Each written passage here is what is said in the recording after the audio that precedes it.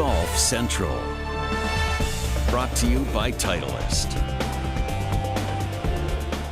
And welcome into Golf Central. What a week it will be. The LPGA Tour has reached the finish line. The race to the CME Globe ends Sunday in Naples. Who will win the race for Player of the Year? Lydia Ko, Ariya Jutanugarn both look to finish off their great seasons in style. Comes your way Thursday, 4:30 on Golf Channel. The race to Dubai comes to a close in the DP World Tour Championship with Rory McIlroy returning to action and Henrik Stenson trying to capture his second season title on the European Tour. The action starts Thursday at 3 a.m.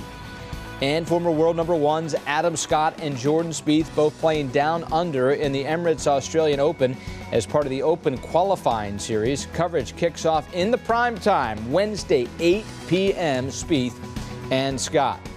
So you take a look at the race to the CME Globe and what a season it has been for Lydia Ko and Ariya Jutanugarn. Jutanugarn has been the better player as of late, but Ko has been great at the CME Group Tour Championship in Naples, winning the event the last two seasons. So you have to give her a slight edge just in the fact that she has played so well on this golf course in the past. The last 2 years she has gone to Naples and held the trophy on Sunday. We'll see if she can do that again.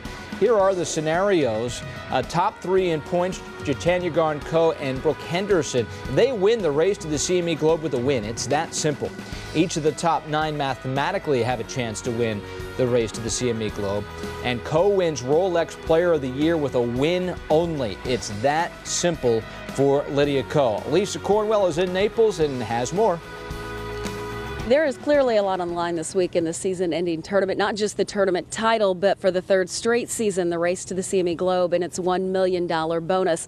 World numbers 2 and 3 say they're looking forward to trying to accomplish yet another big goal this season, while world number 1 says she's on cruise control and enjoying it. I'm really not trying to think about it. To me, I think it's more important, trying to put myself in good position and, trying to get off to a good start, with the first round. I'm just going to have fun, and I'm not really in the driver's seat right now. I'm going second into this week, so I think that puts a little bit of less pressure, but at the same time, I do want to finish well in my last tournament of the season. I just need to embrace it all. Obviously, the last few weeks hasn't been that great, but I feel like it's not far off, and I think that's kind of good signs. And I had a good week off last week to kind of prepare and have some rest coming into this week. But it's been a lot of fun, and I feel like there's been so many highs, and almost like these last few weeks can't cover all of that. So I'm just gonna say that hey, obviously it hasn't been that great the last few weeks, but I'm gonna just enjoy it and hopefully finish strong. To me, it's going to be Player of the Year because it's really huge honor to win that award. And I just really want to have fun. And this year has been a great year for me already. And no better going to happen after this week. I'm really happy about that. Going into this year was a big goal of mine to be in the top 3 and to give myself a great opportunity in the final event of the year, which is this week. So, I'm really looking forward to it. I know it'll be a tough week, tough 4 rounds, but I know if I have a solid week and I play my game, I play my best, that, at the end of the championship, I could be that player that gets to hold that money, gets to become the, CME champion.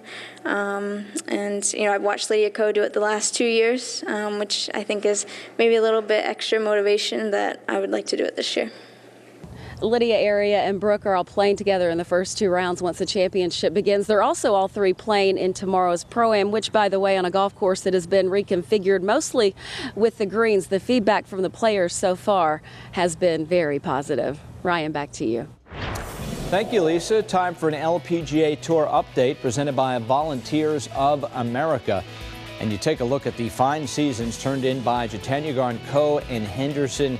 Major championships all the way around and really set up for some excitement this weekend as the race to the CME Globe comes to an end. Ryan Burr with you, joined by Tripp Eisenhower. And Tripp, the way they've orchestrated this, it doesn't get much better. I think it's interesting when you look at break kind of the season up in parts and you see Ko dominate at times, Henderson play really well, and of course Jutanugarn late has been outstanding. Fittingly, it comes down to this final event. Your thoughts? Well, it does. And you know, Lydia Ko obviously winning this back-to-back. One thing about Lydia Ko on this golf course, she plays it beautifully. It is a golf course that punishes those that stray from the areas a little bit too far, which can be one of the things that area tends to do. But the other thing, too, she putts these greens beautifully. There's not a lot of undulation in these greens, and she's had a great run with the putter the last 2 years. We know how difficult it is, Ryan, to have 3 wins in a row. You know, it's so difficult and it's such a rare feat.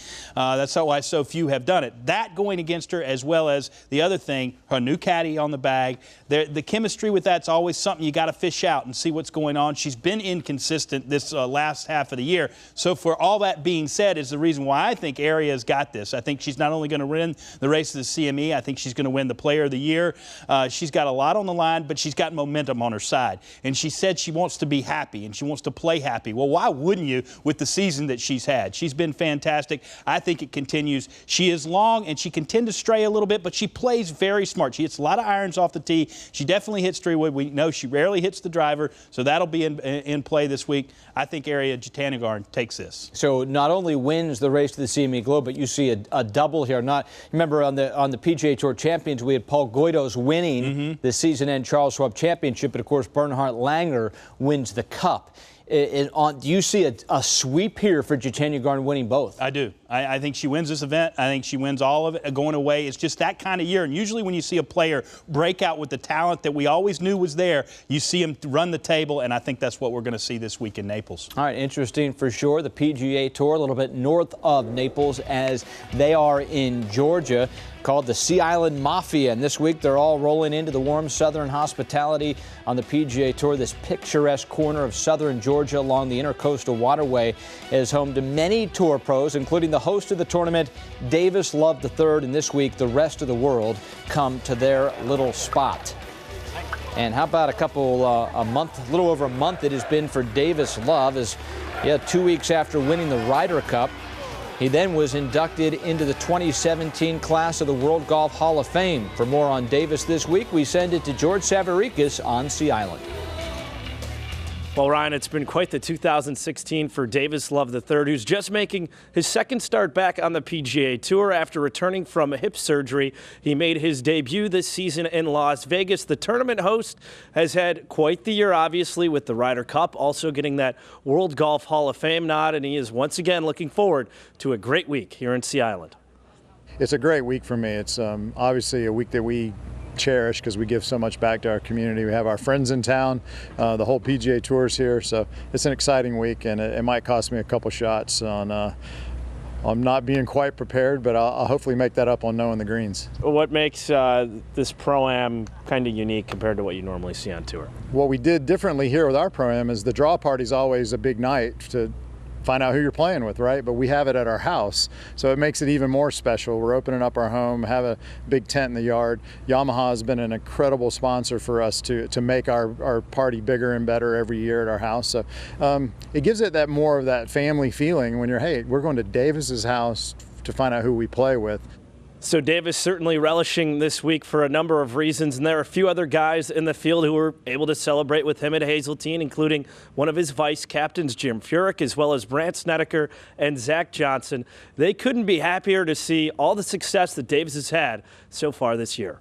This year for him is no surprise, very much earned and very much deserving, and he's going to be a tremendous recipient of all of the many awards, the Ryder Cup, certainly the Hall of Fame, and just the class pro. He's not only had a great career, but always conducted himself, with the most integrity as a gentleman. I think he's a guy that young players could, again, not only playing wise, but from the way he handles himself, young players should admire him and try to conduct themselves and act just as he did. I mean, he's just been the perfect role model, I think, for the PGA Tour. We all feel like he deserved that quite a while ago, and I think this Ryder Cup was something he also deserved. So, it's been great for us. We've been texting him nonstop since he got it, and I'm sure we'll all be there at the ceremony to watch him get inaugurated in. You figure Davis will have a lot of friends and family on hand for that World Golf Hall of Fame ceremony in 2017, which will be the week of the President's Cup on Tuesday, September 26th in the Big Apple. Also, a few notable names making their debut in the RSM Classic. You have your former European Ryder Cup standout Ian Poulter, former world #1 in Luke Donald, and 4-time major champion Ernie Els. All those guys trying to get a fall start on the PGA Tour as they play in their final event stateside here in 2016.